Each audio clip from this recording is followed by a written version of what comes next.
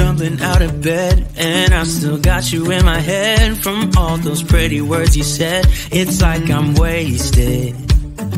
Every time I see your face, I'm losing track of time and space. I don't know where I am. It's like I'm wasted, and I won't waste it. And I promise that I will stand by you forever.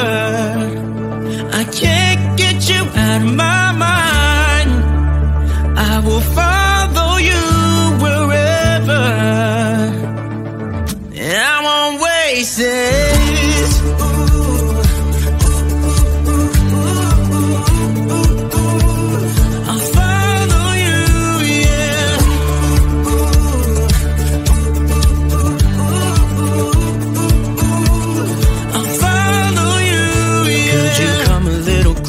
Now, cause I don't wanna slow this down. My heart is screaming out your name. I'm wasted on you.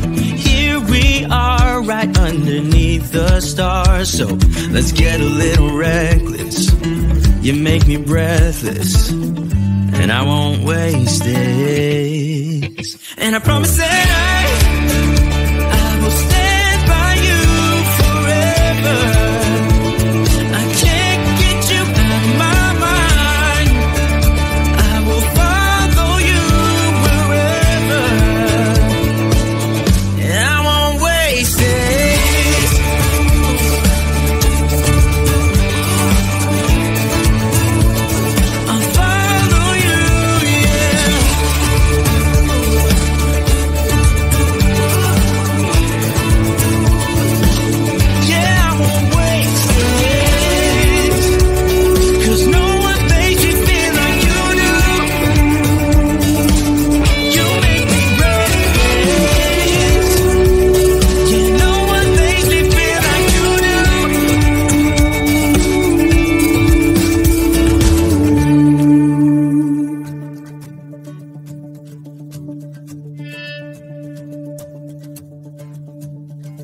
That I will stand by you forever,